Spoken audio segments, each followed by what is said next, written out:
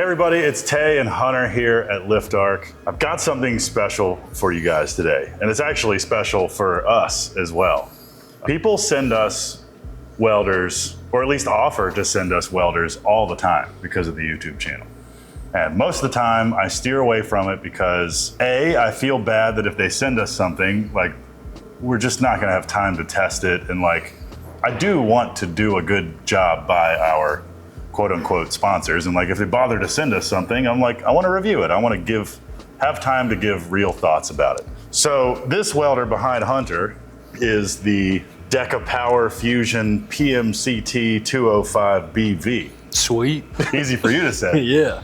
I got a call one day from a guy who is like this company's US representative, right? He's like the guy in the States that's helping Deca Power, I guess, sell units. But you know, he seemed cool, and he was a fan of our channel and a fan of our work, and he seemed real genuine about, like, you know, he sort of said the same thing that I just said, which is like, hey, I know you probably hear about these things a lot, but I think you should give this one a chance because it is a really robust machine.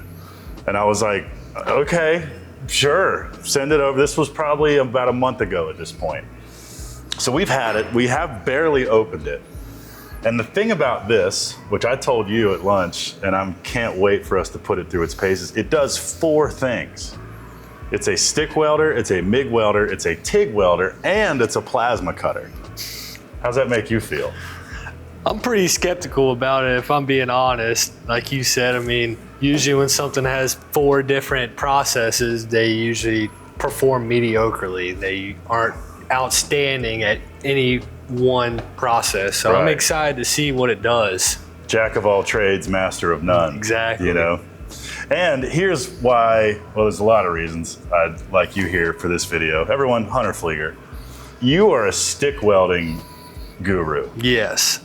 So you've claimed. Yeah, I've done a lot of stick welding. I told him earlier that I started out with a Lincoln MIG welder and it was screwing up on me a lot. So I was not very fond of MIG welding, and usually in production you do a lot of MIG welding. So I've done a lot of that as well. But stick welding is what I usually do outside of work because you don't need gas, you just need a stinger, you need a ground and electrodes. So I mean, it's very simple to set up. And once you get good at running beads with stick, it's just very versatile. So yeah, well, it's so old and so simple, and when you can get like MIG welder quality welds with something like that, it's just like, yeah, it's like, yes, it's like I imagine what cowboys felt like when they tame a wild horse. Oh yeah, you know, they're just like, yes, I got it. Yeah, maybe, I don't know. I've only ridden a horse twice. My mom owns horses too, so I should be embarrassed, but it's not what this video is about. So here's my thought, and here's why this video, we've decided to finally make a video about this welder. Not only do he and I want to put this thing through its paces, but we've also been given the opportunity to test drive some really bizarre camera equipment. If you've watched welding on YouTube to any degree, like you and I have, and like I imagine most people watching have, people do get arc shots. They find ways to get whether it's putting a camera through a welding mask or getting some of that permanently tinted glass and making a rig in front of their camera. Shout out to Jody from Welding Tips and Tricks. But so, I don't know how they do it, but I'm almost positive it's not with this. Yeah. So what we have the opportunity to test drive today is the Melt Tools MeltView Apex 3 camera system. Melt Tools will actually, behind the camera, track this company down. They design, build, support, and sell camera systems that are meant to capture welding at its highest possible quality. So full color, high def, up close video of the weld process at like a granular level. And this is some expensive stuff. This is some really high quality camera equipment that is purpose built for like the industrial and educational side of studying metallurgy, really, studying welds, studying the intimate process of welding. This is where the idea for this video got exciting to me. We have 4 processes to test drive in one machine. And we have a camera system that is meant to capture very, very, very bright things up close, such as stick welding, MIG welding, TIG welding, and plasma cutting. So we're gonna use the Melt Tools Apex 3 camera system in conjunction with our, what is that thing called? Fusion PMCT 205BV. To not only test if that thing can do all 4 things well, but also show you what they look like up close using this camera system. Are you guys excited? I'm very excited. So we've got some test coupons, we've got all kinds of metal lined up. So I vote we go simple to hard, start with stick welding. We're gonna give Mr. Hunter here a chance to flex his muscles, and I'm gonna learn a few things, I'm sure, because I'm trash at stick welding.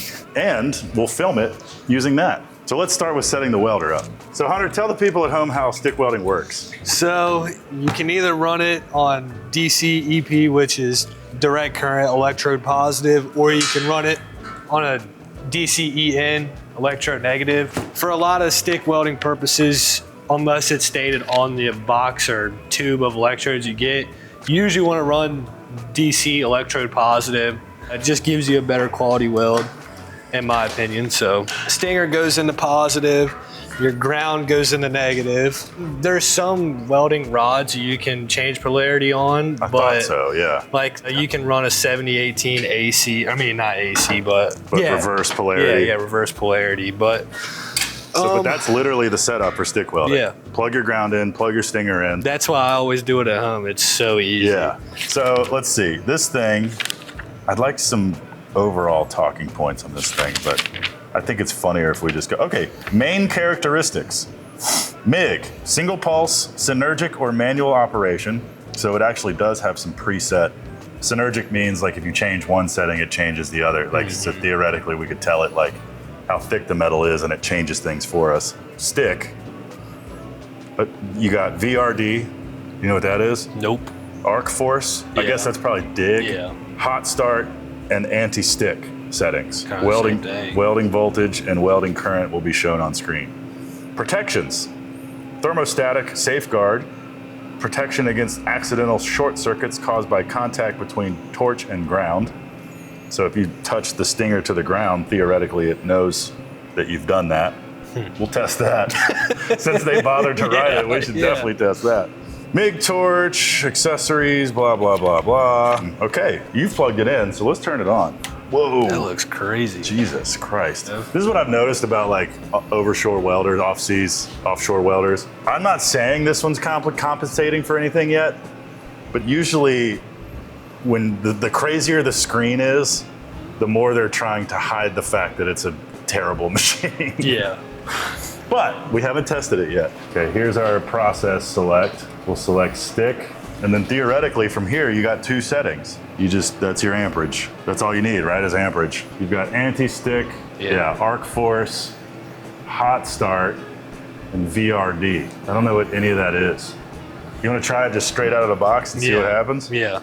Sweet. So, 7018, that's a pretty basic place to start, right? Yeah. Oh, I guess at this point, we should also set up our weld cam. So in theory, we've done a demo of this stuff, and I'm gonna try to remember how it works. You can get a sense of the image sensor in there, and I believe there's a darkening filter already in place, and they're like ND 7000 millions. So we've got our lens. It's a 12 to 120 millimeter, 1.8 to 16 aperture range, and we've got zoom, iris, and focus, respectively. Okay, so we have our camera. Now we need our light. So this is the Apex 3 LED system, and this thing is so crazy powerful. It will barbecue your eyeballs. Come in here with this thing. I know it's built to last, but man, it makes me nervous. So in theory, let that clamp sag a little bit, but that should work. So we go from the camera board to Will's field monitor, SDI is down here, and now we have our camera that I imagine needs to be looking at it from a similar view. Just making this up as I go, but something along those lines. I don't know if it needs to be, we'll play with perspective. I'll rotate it that way so it's camera sensors right way up. Boy, this is wild. Yeah, it is. Is this the first time seeing this, Hunter? Yeah. Isn't this cool? I just want to show Hunter his Ugly tack. Here you go. Oh, come on now. Hunter, this is how we improve. There you go. How's that? Looks pretty bad. Okay, so there's a lot to test right now. So we have a variable brightness LED. We have a lot of variables on the lens, but we also want to test if this thing can actually stick weld. So I have a proposal. Let's dedicate this whole thing to stick. I'm gonna make marks on here so that I can limit the areas I gotta focus on. Yes, it's all coming together. Wow. Holy moly. And I'm like 2 feet away from this thing too at this point. Now, which direction are you?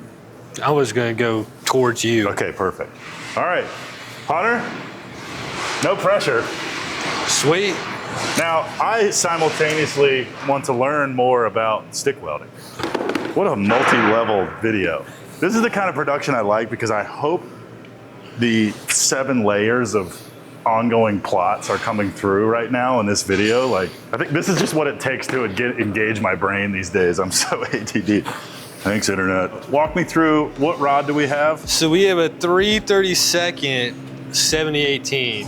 Usually what I'm used to is 1/8 inch. So Okay. I mean, 90 amps should be okay. It might be on a little on the hot side, but I'd rather it be hot than cold. So yeah, just guessing at first, and after the first beat, I'll be able to tell if it's too cold or if it's. And we haven't just really, right. have you put the hot start up a little bit? Yeah, I did. I put it on. Yeah, how do you feel put it about on. using this with gloves on? I mean, you can feel the click. So Yeah, 5 out of what? I don't know. You gotta be quick, otherwise that thing goes away. 10. 5 out of 10. So you're at like Halfway. 50% hot start. Anyway, that being said, So let's burn some. with stick, you always want to drag. If it's Okay. got slag, you drag. So Nice. obviously, I mean, you're going to need to push the stick down in there because this actually gets deposited into the basement. Right. Let her rip, Tater All Chip. right, let's see what she does.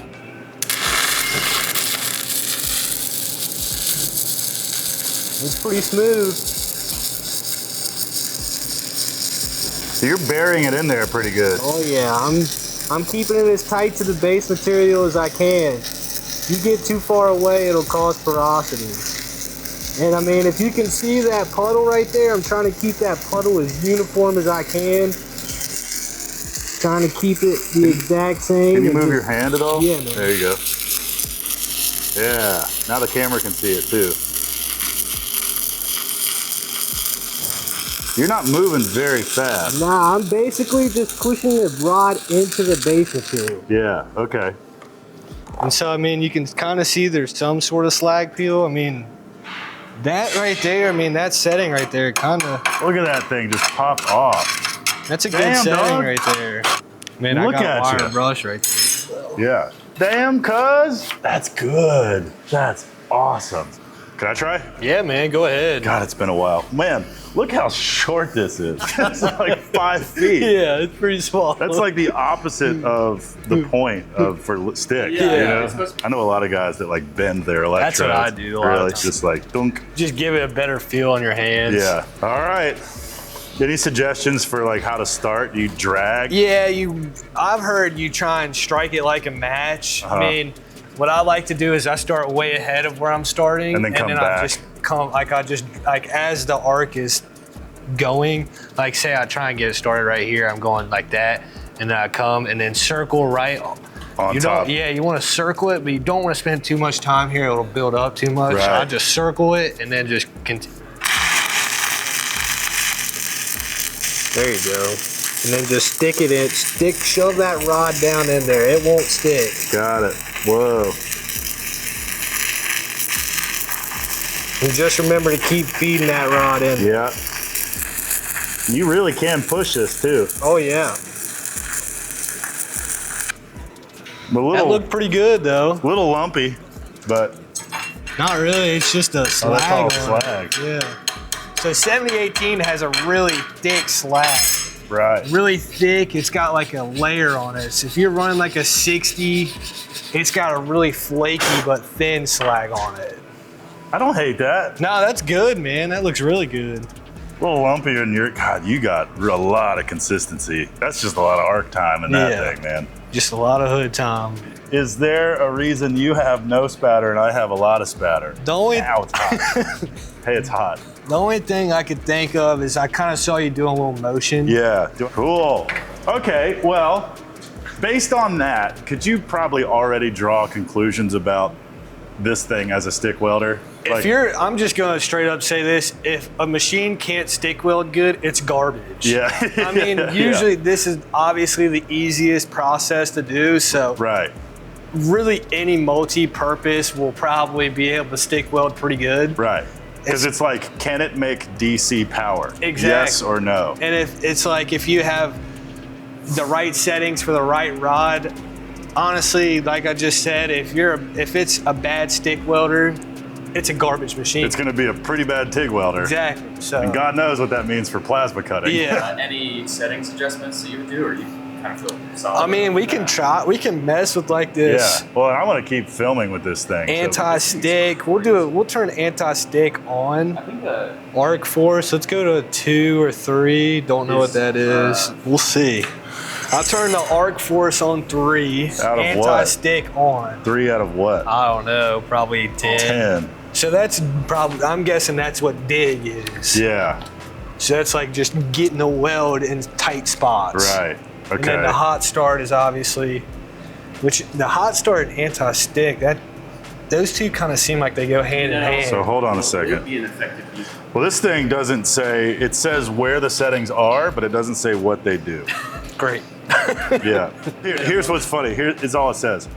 Arc force, 0 to 10 if necessary. Hot start, 0 to 10 if necessary. Oh my God. VRD, on or off selection. The anti-stick, I turned it on. The arc force, or I'm assuming that is dig, Yeah. that is on 3 out of 10. It was on 0. If necessary. If Yeah. necessary. And then the hot start is still on 5. Feeling good about the hot start? Yeah. And we've zoomed way in on our camera, so Sweet. Let's let weld it to rip. that hole and let's see what happens. Make sure to keep your glove back. There you go.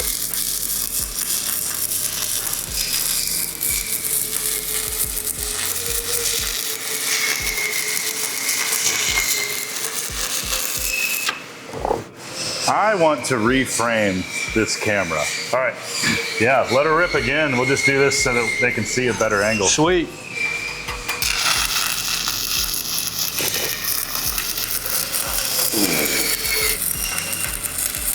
There's a little like chromatic aberration going on, or lens flare. All right, let's try this. Let her rip.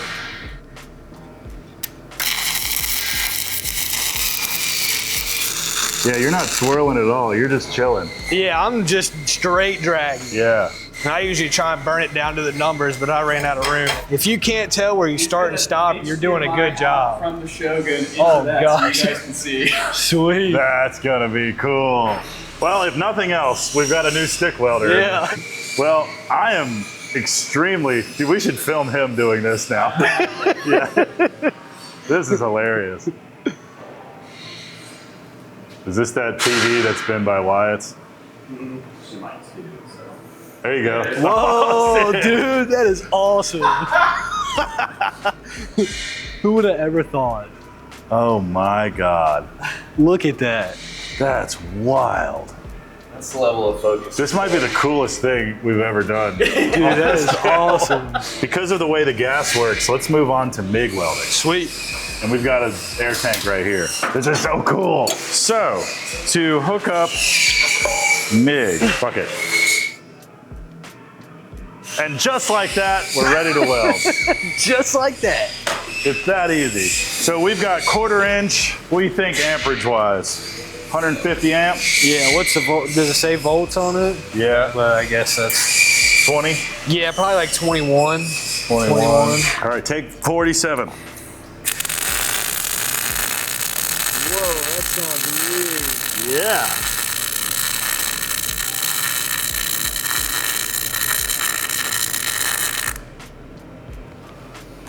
Yo, it's a little spattery, but It kind of sounds like when you're doing a high frequency TIG.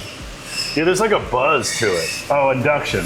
Here, so this is one of those things that is inverter machine specific. I usually want to push my induction up pretty high. You can think of it as controlling the like softness of the weld.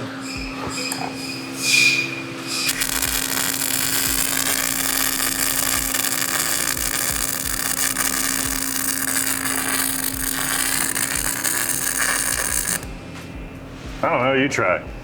I mean, it's turned out pretty hot. This is, I don't hate it. Yeah, Big being weld. away. Yeah, I'll just lean the other I'll way. drag it. There you go.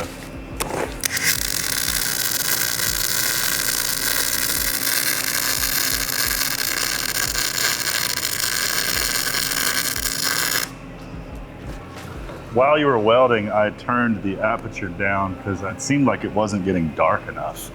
All right, let it rip there. We'll see what happens. I'm gonna turn it up. Yeah, it looks a little cold, doesn't it? I think it's the rut. Yeah, yeah. Do 22 and a half. Well, Nope. it only goes up to 22. You're gonna do 22.2. Yep.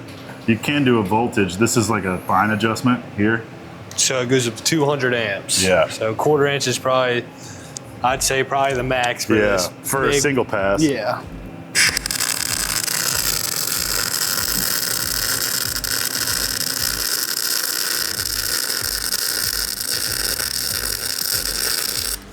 Something about how this thing is finishing up.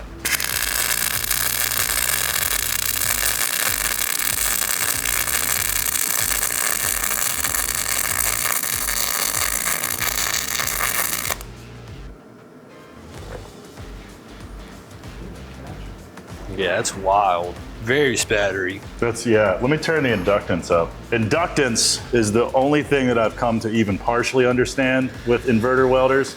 Inductance influences the shape of the puddle. So it usually goes from 0 to 100. No inductance, or 0 on the inductance, will lead to a pretty hard, high bead. And 100 inductance really flattens and weld. So I just cranked the inductance all the way up. Let's see what that does.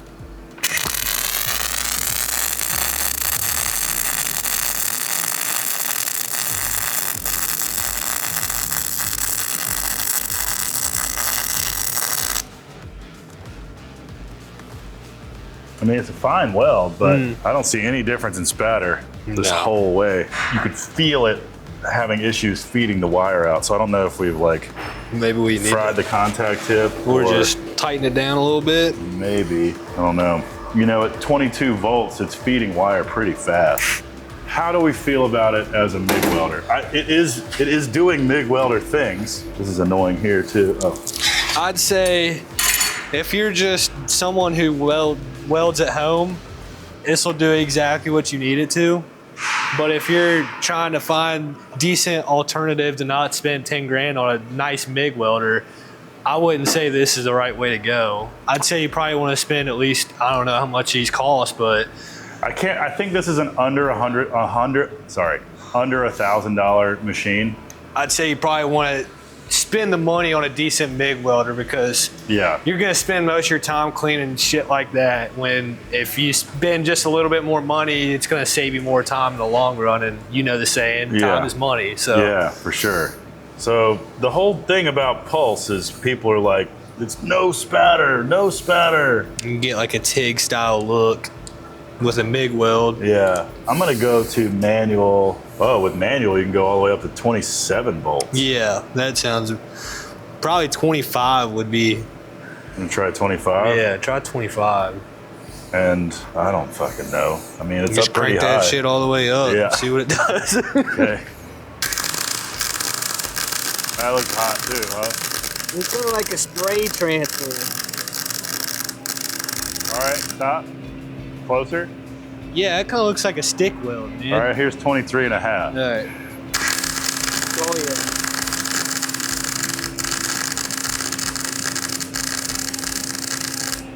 I changed it on you there in the middle to 23. Looks pretty That good. looking better? Less spatter too. Inductance is still, inductance has a -10, plus and -10. I'm gonna put inductance back to 0. I think our contact tip's wearing out.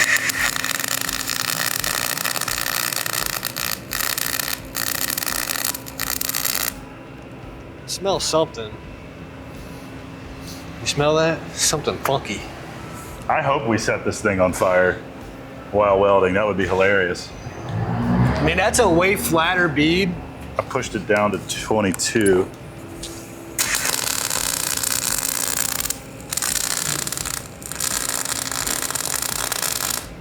Yeah, something does smell weird. I mean, it smells like this. It smells like the plastic or the paint or whatever on this MIG gun is like burning. That's what I'm smelling. Yeah, that's what I'm smelling too. Okay, so look, I've seen enough. I'm not gonna use this as a MIG welder in the shop. We've got better things to do than to be screwing around with settings. Yeah. Right now, as it stands in our shop, I'm reaching for that HTP, which you haven't even used yet. That thing's rad. Yeah. Or the Miller Multimatic 255 we've got. So those two machines I've had much better luck with. This looks to me like a TIG welder. Yeah. And hell, we haven't even touched plasma. I think we're gonna pause the video here. We're gonna go home. We're gonna think about what we've done today. Well, anyway, we'll see you in literally no time, but in real time, we're gonna go home and we'll see you in just a second. All right, day 2 on the Deca Power Fusion PMCT 205BV test using our wild Melt Tools welding camera setup here. And now I am going to run it through some TIG welding. And I switched over to 100% argon instead of 75-25. And then we've got our TIG torch and our ground. So here's the torch, 26 series TIG torch, which is rather large. 26 series is the biggest air-tooled TIG torch that most places sell. I'm sure there's probably a bigger one out there. This is it. It's a rigid head, non-flex head. Comes with a trigger pre-wired, which is nice. If I were gonna use this machine, I would rip this cheap torch off of there immediately and replace it with like a CK Worldwide 17 series flex head probably. But anywho, well, based on the stick test, I'm expecting it to be rather good as a TIG welder. The MIG test doesn't do much to tell me how this is gonna be as a TIG welder, but TIG welding is some of the simplest form of welding as far as power supplies are concerned. It can get much more in depth with pulse and, you know, of course on the AC side too. But we've already discovered this is not an AC TIG welder, it is just DC. So you're only doing mild steel, stainless steel, titanium, copper, all that stuff. That appears to be for the TIG welder. It's a little difficult to get to. I'm going to get the TIG consumables that it came with. For the sake of the test, I will use what it came with. So it came with a collet installed. Looks like we've got 5/64, 1/8. Those measurements don't even make any sense. So it comes with a 5, a 6, and a 7 traditional cup, ceramic, of course. And it comes with one, I see how they cheaped out. It comes with one collet body and 3 collet inserts. So I'm going to say no to that and reach for my own collets, one made for 3/32. Brand new gray serrated tungsten with the right collet. Be that one. So we got the right insert and outer part. Thread those in. Go ahead and replace the back cap with this long back cap. Go ahead and grab the middle of the road, number 6. Hey, now it's starting to look like the Lift Arc Studios logo. Now I'm gonna grind a point on this real quick. I'm gonna do it on a belt grinder. Leave your comments to yourselves.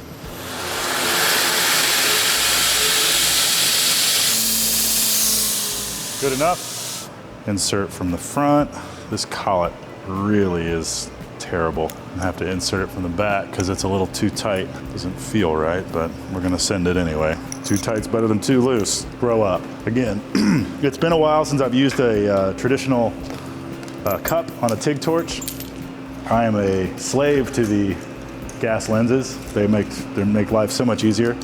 But again, we are gonna run exactly everything that came in the kit except the tungsten because there was no tungsten in the kit. We've taken the MIG wire out of it. Fit and finish leaves a little to be desired. Now, process. High frequency TIG. Got 2T, 4T. We've got, so now we've got our TIG pictogram. These 2 buttons don't do anything. Welding amperage, 0.4 is fine, 0.3 is fine. post flow, looks like 5 is our limit, and welding amperage, 80. This has pulse. I'm not sure where it is, but I don't know that it has pulse. So let's check our gas flow. Everybody see where this goes? Back of the machine. Very weird. Gotcha. So the trigger for the plasma and for the TIG torch go back here. So I TIG weld left-handed. So we're gonna wanna put the camera over here. That is so awesome. What a camera. I love the convenience of 1/4-20, but I hate it because it always comes loose. Whereas, whoa, even more zoomed in. All right, now let's see. This material was cleaned at one point a while ago. Now let's play a game called Can the Camera See It? I hate a big unwieldy TIG torch. You guys already know my opinion about hand controls. That should work. All right, contact. Let's see if I got the polarity right. Yep.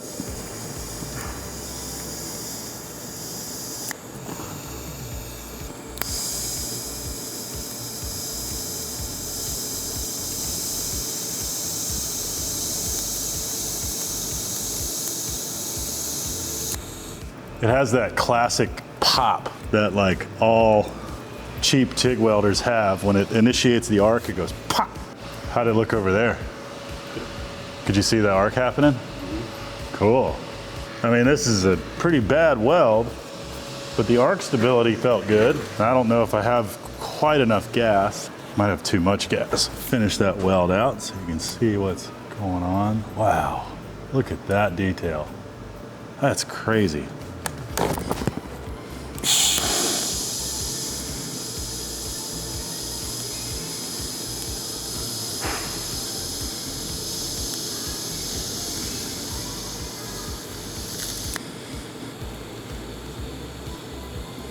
Well, it works. It looks like a good weld. It's a little gray and a little grainy, but TIG welding mild steel with ER70 and it's dirty. It only ever looks kind of so good. I bet you that'll clean up real nice with the wire brush though. There you go. That's pretty good. I don't mind the welder.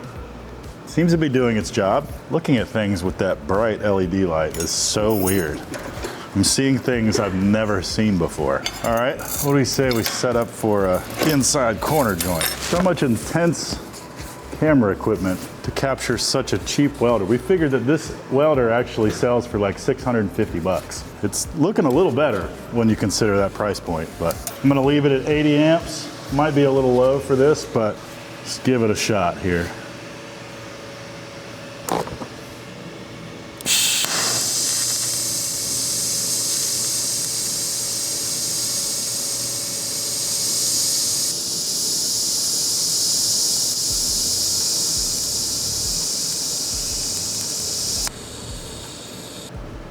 What was that? It's wild how much of that you can see on camera.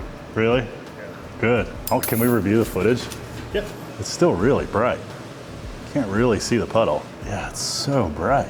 Do we put an even darker ND on there? Let's try this joint without the light on, because that's, oh, there you go. It compensated.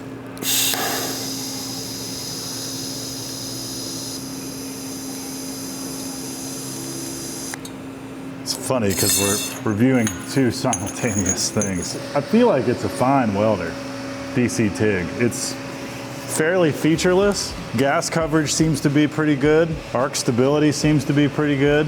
Relatively happy with the quality of that. Like I said, there's not a whole lot of features. So you've got pre-flow, post-flow, and amperage, and that's it. You've got a trigger. There's no foot pedal, and because it's a 2-pin trigger, I doubt you could use a foot pedal. Maybe you could use like one of the Everlast foot pedals. Those might be 2-pin, but I feel like they're more than that. No pulse, unless I'm missing something. You have 2T and 4T, but that's just your trigger modes. Yeah, you got pre-flow, post-flow, and amperage. So not a whole lot to be said there. It's a DC TIG welder. It works, and it feels okay. I hate how big the torch is. I mean, this is my biggest gripe with cheap TIG welders, is that for some reason they feel the need to give you a 26 series torch. I hate a rigid head. I really don't like finger controls, although I could get used to this, but you really need a flex head. In my opinion, if you have finger controls, your job is to position your hand to where it's comfortable and you can easily actuate the trigger. Well, what's comfortable for my hand to actuate the trigger ends up pulling the torch away, so it'd be nice to bend it back down. So a rigid head is not ideal, but again, it's a $600 welder that also does stick, MIG, and plasma. So I have to continue to look at it through that lens. And at this point, we've tested everything but the plasma. So I feel like we should test the plasma. All right, so it looks like we're in good shape because I can use this air pressure regulator to be my translator between foreign air fittings and domestic air fittings.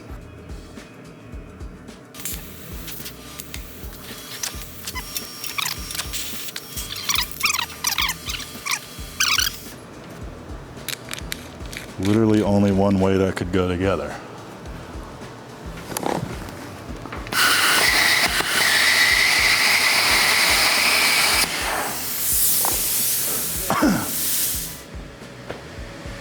Okay, I literally changed nothing, but all right. I guess technically we captured that.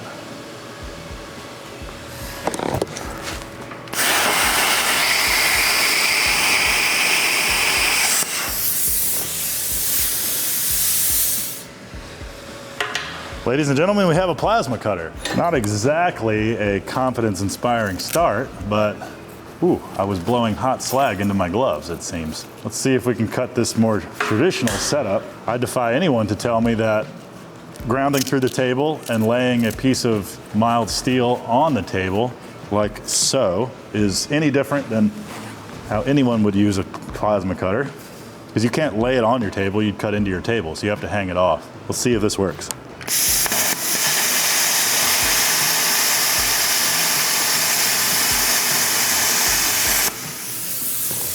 We have a plasma cutter. And it works. 3/16 plate. Not too shabby.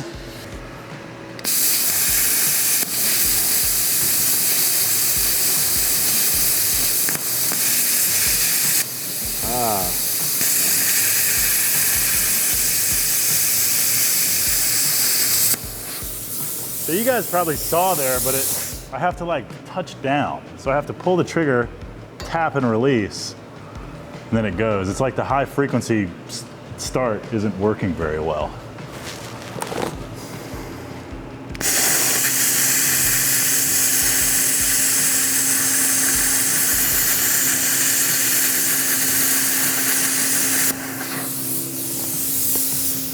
Works. Can't speak a whole lot to cut quality, but a lot of dross on the back of that 3/16 cut. But 50 amps is not a whole lot. So thinner than this, you're probably gonna be in good shape. Let's try this 1/8" plate. You know, that works.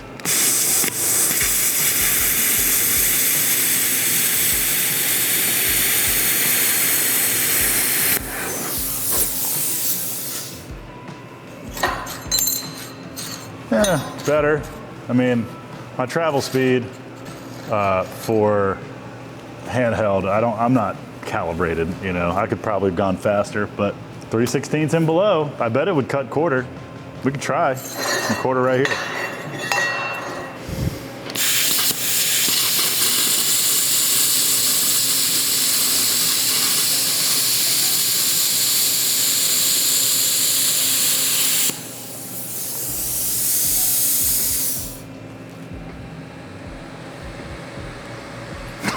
You did it. It did it.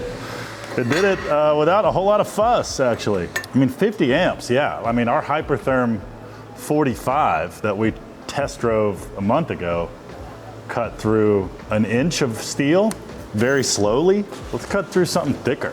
And then we can end this video and I'll go home to our families for Christmas. This is a piece of 3/8, I believe. So this is 3/8 mild steel. Let's see how that does.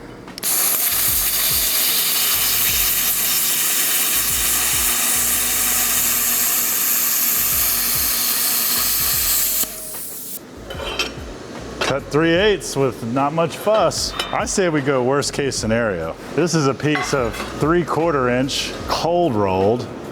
Let's see if we can cut through this.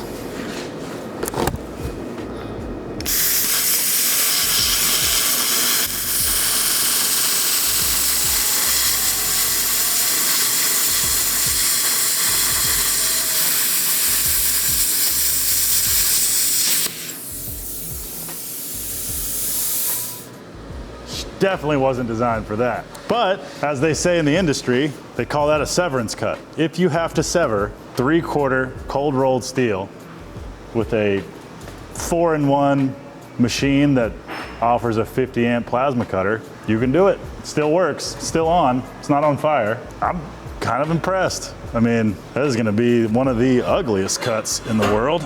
The dross I could see globbing off the back of that thing was immense. But,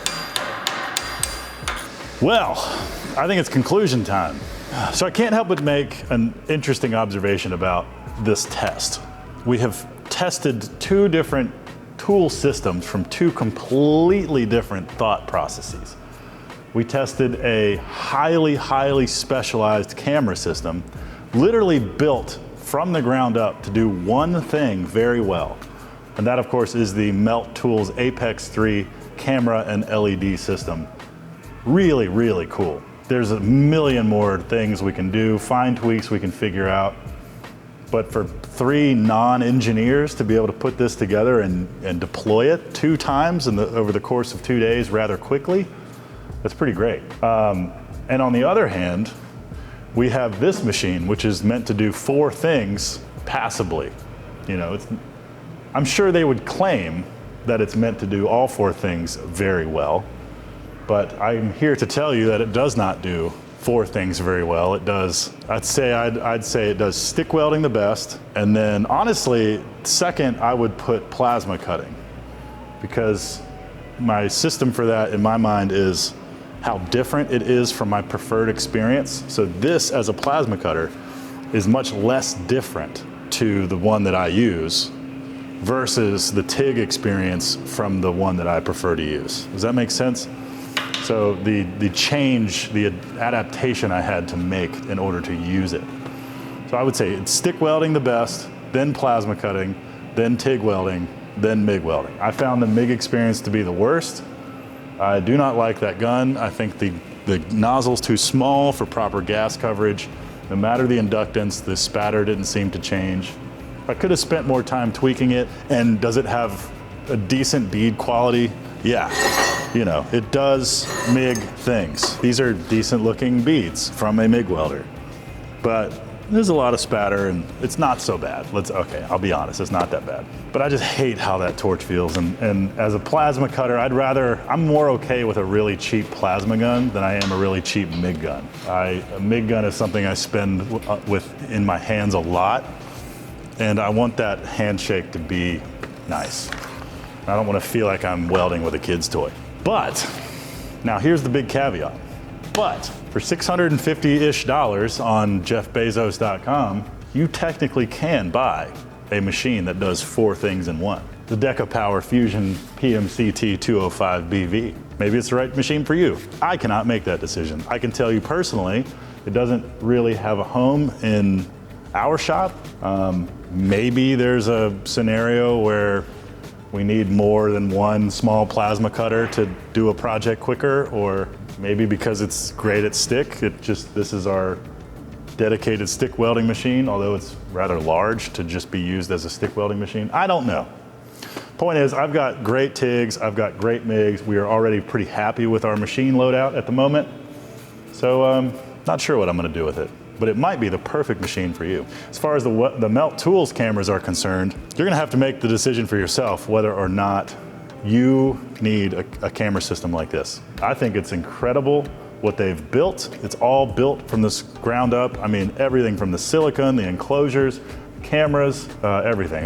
They do, I'm sure there are some off-the-shelf parts in here. I'm sure they don't make the camera sensors in-house, but they've used what is acceptable off the shelf and then built everything else that they deemed non-acceptable for the goal that they're trying to achieve. So, and I think the team over at Melt Tools have achieved quite an impressive goal. They've made a relatively easy to deploy camera system to study very, very bright things at very, very close up, specifically welding. So maybe you're in heavy industry, maybe you're in the educational field, maybe there's a reason you need to show and study your welding processes up close. If that's the case, go to melttools.com and check it out. I can't remember the website for this, but I know you can buy it on Amazon, so you might as well just go there.